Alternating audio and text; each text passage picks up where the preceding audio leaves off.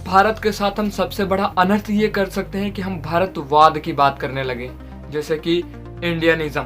श्री रामचंद्र कृपालु भज मन हरण भव भय दारुणम नव। जय सनातन। स्वागत है आपका सनातन विचारधारा यूट्यूब चैनल के अंदर। तो आइए आज का वीडियो शुरू करते हैं। वीडियो शुरू करने से पहले मैं आपको बता दूं कि वीडियो का टाइटल है हिंदुत्व की 5 प्रश्न। हम आज हिंदू के 5 ऐसे प्रश्नों को लेंगे जिनके बारे में हमें चर्चा करना अत्यंत आवश्यक है। जैसे कि पहला प्रश्न,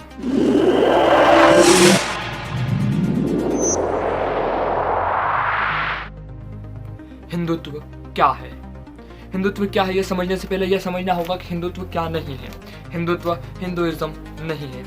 हिंदुइज्म 19वीं सदी के मध्य में अमेरिका में यह एक सफिक्स था, एक प्रत्यय जिसका प्रयोग उग्र धारणाओं के लिए किया जाता था।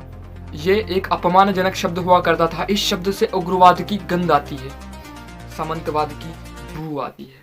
आमतौर पर इस शब्द का प्रयोग कहाँ होता है देखिए, जैसे कि कम्युनलिज्म, फासिज्म, मार्क्सिज्म, सेक्युलरिज्म इत्यादि। इज्म शब्द का अर्थ है वाद। वाद यानी कि एक थ्योरी, एक सिद्धांत, एक धारणा जो कुछ लोग सही समझते हैं। जरूरी नहीं कि सभी के लिए वह सही हो, क्योंकि जहां वाद है वहां प्रतिवाद भी होगा, उस धारणा का विरोध भी होगा।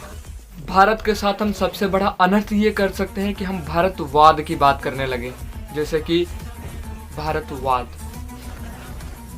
आमतौर पे इस शब्द का हमारे यहाँ पे प्रयोग किया नहीं जाता है। हम इंडियन नेस की बात कर सकते हैं, भारतीयता की बात कर सकते हैं। भारतवाद जैसा शब्द हमारे यहाँ प्रयोग किया ही नहीं जाता। लेकिन दुर्भाग्य से हम बड़ी ही आसानी से हिंदुत्व को हिंदुइज्म ट्रांसलेट करके लिख देते हैं, और ये हम ही करते हैं। कोई बाहर से हमें ये सिखा के नहीं गया है, इसलिए हमें इस धारणा को सुधारना चाहिए। हिंदुत्व अपने आप में एक पूर्ण शब्द है, उसे किसी प्रत्यय की जरूरत है ही नहीं। हमारा किसी के साथ कोई प्रतिवाद नहीं है, भावना के साथ कोई विरोध नहीं है, हम उग्र नहीं हैं, हम संयम से संपूर्ण हैं। इसलिए हमें इस बात को आज से गांठ बांध लेना चाहिए कि हम आज के बाद हिंदुत्व को ट्रांसलेट करके हिंदुइज्म नहीं लिखेंगे। आइए आज हम इस सब लोग मिलकर इस बात की कसम खाते हैं। प्रश्न नंबर 2,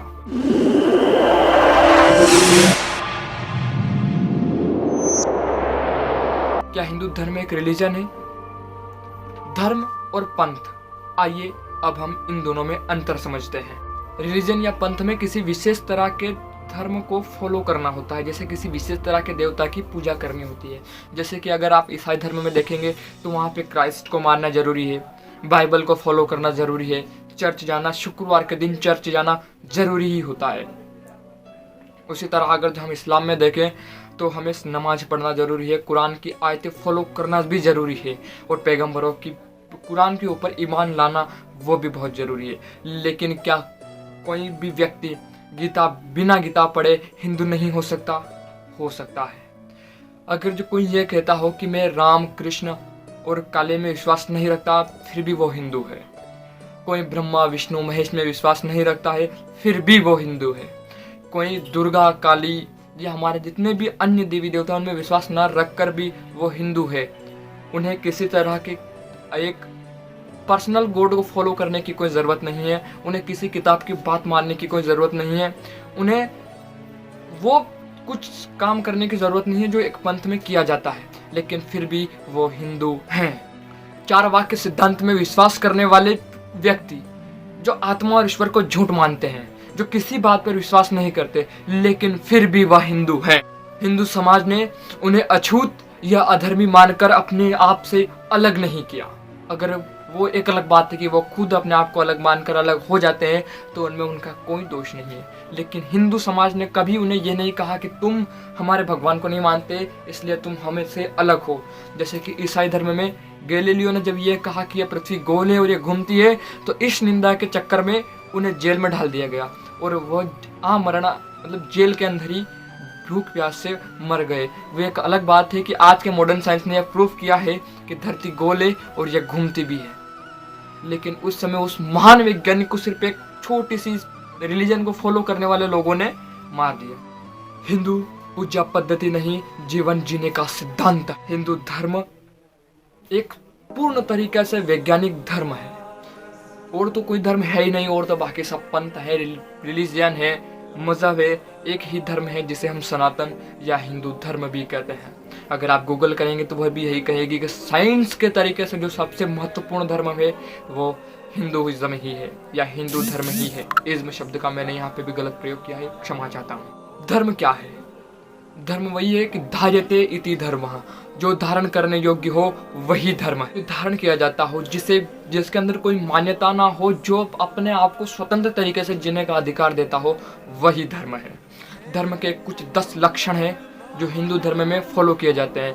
आप भी एक बार उन लक्षणों को सुनिए और फिर मुझे बताइए कि ये किस धर्म के लिए इन लक्षणों को फॉलो करना जरूरी नहीं है। सुनिए, मनुस्मृति का ये श्लोक है। क्षमा दमो स्थेय शेवी इंद्रिय निग्रह निर्विधा सत्यम क्रोधः दशकम धर्मम लक्षण। इस श्लोक का अर्थ होता है कि धैर्य, क्षमा, अस्थेय, अस्थेय यानी चोरी ना करना, यम, संयम यानी संतोष रखना, हर तरह से संतोष करना, इंद्रिय निग्रह यानी कि अपनी 5 इंद्रियों को अपने वश में रखना, जैसे कि जो गलत चीज है उसे देखना नहीं है, जो गलत चीज है उसे सुनना नहीं है, जो गलत चीज हो उसे बोलना नहीं है, इत्यादि सब इंद्रिय निग्रह में आते हैं। विद्या, सत्यम, सत्य यानी सत्य बोलना, विद्या सत्यम, संयम अक्रोधम, संयम अक्रोधम यानी कि अक्रोध ना कर, सोचम। ये 10 लक्षण है। अब मुझे ये बताइए कि इन 10 लक्षणों में से ऐसा कौन सा लक्षण है जो किसी मुसलमान को फॉलो नहीं करना चाहिए, किसी ईसाई को फॉलो नहीं करना चाहिए, किसी सिख के लिए यह गलत हो या किसी जैन के लिए यह गलत हो। ये 10 लक्षण वैज्ञानिक हैं और वैज्ञानिक तरीके से बनाए गए हैं, इसलिए हमें इनका पूर्ण तरीके से पालन करना चाहिए। 10 लक्षण जिसके अंदर है वही हिंदू है, वही सनातन है। अब आप इन 10 लक्षणों में से मुझे ये बताइए कि क्या इसमें यात्रा करना, मंदिर जाना, किसी विशेष भगवान को फॉलो करना, गंगा में स्नान करना इत्यादि कोई धर्म से रिलेटेड बात है? ऐसा कौन सा इसमें ये ऐसा एक भी कारण बताइए जिससे किसी दूसरे धर्म को फॉलो नहीं करना चाहिए। वैसे सब होते हिंदू ही हैं, क्योंकि कहीं ना कहीं इन कारणों को फॉलो तो सभी करते ही हैं।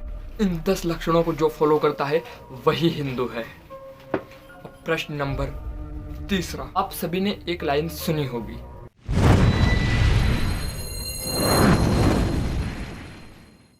गुनाहों का देवता आखिर क्या है? गुनाह एक उर्दू शब्द है, लेकिन देवता हम सनातनियों का शब्द है। क्यों हमें मतलब इन विदेशी शब्दों या विदेशी आक्रमणकारियों ने जो शब्द हमें दिए हैं, हमें जबरदस्ती उनसे कनेक्ट किया जा रहा है, और वो भी ऐसी जगह जहाँ पे मतलब बिल्कुल उग्रवाद है। वहाँ गुनाहों का देवता, जो गुनाह करता है वह देवता होता है। वैसे भी ये तो बताते हैं कि तुम भूतों भूतों की पूजा करते हो, लेकिन फिर भी तुम्हें समझना चाहिए। 4था प्रश्न, हवस का पुजारी आखिर क्या है? हवस का पुजारी, हवस शब्द, ना तो हवस शब्द हमारा है और ना हमारे अंदर हवस है। हमारे इसमें सबसे पहले ब्रह्मचर्य बताया जाता है। ये हवस, तुम्हारी बीवियां तुम्हारे लिए खेतियों के मानंद हैं, जैसे खेत। ये औरतों को खेती मानना ये तुम्हारा काम है, हमारा नहीं। हमारे यहाँ तो पहले ही कहा जाता है कि स्त्री पूजते रमनते तत्र देवता। हमारे यहाँ तो स्त्रियों की पूजा की जाती है। 5वां प्रश्न, जंग और इश्क में सब कुछ जायज है? या जंग और इश्क में सब कुछ जायज है, इन लोगों को मैं बता दूं सबसे पहले कि ये जो शब्द है ये हमारे नहीं है। ना तो जंग हमारा है और ना इश्क हमारा है। हमारे यहाँ कभी ये नहीं कहा गया कि प्रेम और युद्ध में सब कुछ अनुचित उचित है। उचित अनुचित ये तो हमारे यहाँ होता ही नहीं है, क्योंकि जो होता है सब उचित ही होता है। उचित करना पड़ता है, उचित तरीके से अनुशासन में रहना पड़ता है। लेकिन फिर भी मैं आपको कुछ उदाहरण के साथ इन्हें बताता हूँ कि ठीक है, प्रेम और युद्ध में सब कुछ अनुचित है, ये हमारे यहाँ जरूर कहा जाता है कि आप जो भी गलत कदम उठाते हैं वो अनुचित होता ही है। सबसे पहला प्रश्न, अगर जब प्रेम में सब कुछ उचित होता तो क्या रुक्मणी हरण जरूरी था? नहीं। प्रेम में अगर सब कुछ उचित होता तो क्या रामायण होती? नहीं होती। प्रेम में सब कुछ उचित था तो क्या महाभारत होती? नहीं होती। अब मैं आपको युद्ध के विषय में बताता हूँ कि जब बाहर से आक्रमणकारी हमारे भारत में युद्ध करने के लिए आए थे, तो उन्हें सबसे पहले हमारा जो मेन राजा थी उस समय, उनका नाम नहीं याद आ रहा मुझे। उन्होंने कहा था कि युद्ध एक अलग मैदान में होगा। युद्ध होते समय आप किसी भी साधारण व्यक्ति को हानि नहीं पहुंचाएंगे, आप अर्थव्यवस्था को हानि नहीं पहुंचाएंगे। युद्ध सूर्यास्त के बाद, शंख बजने के बाद पश्चात युद्ध समाप्त हो जाएगा। तो यूरोप के एक लेखक लिखते हैं कि भारत के अंदर युद्ध केवल एक टूर्नामेंट की तरह होता है, जहां हार जीत का फैसला नहीं होता, सिर्फ ताकत का प्रदर्शन किया जाता है। ये हमारे यहाँ किसी ने नहीं लिखा, ना तो ये किसी बीजेपी के व्यक्ति ने लिखा है, ना किसी आरएसएस के व्यक्ति ने, ना किसी बजरंग दल के। ये विदेश से एक राइटर ने लिखा है।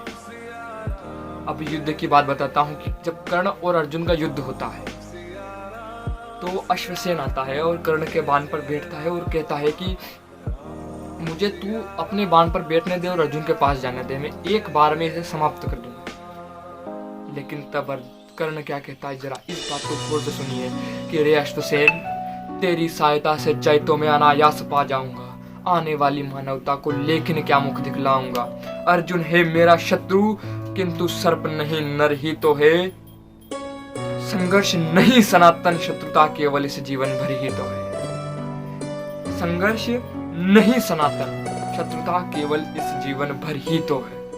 अगर हम युद्ध में सब कुछ उचित होता तो कर्ण को ये करने की जरूरत नहीं थी। वो चाहता तो अर्जुन को डायरेक्ट मार सकता था, लेकिन उन्होंने क्या कहा कि तेरी सहायता से जय तो मैं अनायास पा जाऊंगा, आने वाली मानवता को लेकिन क्या मुख दिखलाऊंगा। अर्जुन है मेरा शत्रु, सर्प नहीं नर ही तो है। संघर्ष नहीं सनातन, शत्रुता केवल इस जीवन भर ही तो है। मतलब मैं अपने न जाने किस कर्म के कारण इस जीवन को तो बिगाड़ चुका हूँ, और अपने इस कर्म से अगले जन्म को नहीं बिगाड़ना चाहता। इसलिए वो फिर से कर्ण कहता है, जा भाग मनुज के सहज शत्रु, मित्रता ना मेरी पा सकता। ये कलंक किसी भी उद्देश्य के खातिर मैं अपने सर नहीं लगा सकता। ये थी हमारे यहाँ युद्ध के नियम, और ये थे हमारे यहाँ प्रेम के नियम। इसलिए जो लोग कहते हैं कि जंग और इश्क में सब कुछ जायज है, उनके लिए आज मैंने इस विषय पर चर्चा की थी। तो चलिए आज से आप लोग प्लीज इन शब्दों का यूज ना करें, जैसे कि हिंदुइज्म, हिंदू एक रिलीजन है, या गुनाहों का देवता, या फिर हवस के पुजारी, या फिर जंग और इश्क में सब कुछ जायज है। इन 5 शब्दों को आप जितना हो सके उतना अपने जीवन से निकाल फेंकिए। हिंदू बनिए। हिंदू कंधे से ऊंची छाती नहीं होती, धर्म से बड़ी कोई जाति नहीं होती। दिया ही नहीं बचा तो बाती का क्या करोगे, और धर्म ही नहीं बचा तो जाति का क्या करोगे। जय सनातन। आपने मुझे बड़े धैर्य से सुना, आपका आभार। मिलते हैं आपसे किसी अगले वीडियो में इसी तरह सनातन धर्म के कुछ ऐसे शब्दों को लेकर जो हमें अंदर ही अंदर परेशान करते हैं, हमें घुटन करते हैं और हमें पता भी नहीं होता, और ये हमें खत्म कर देते हैं। जय सनातन। लक्ष्मण राम सिया का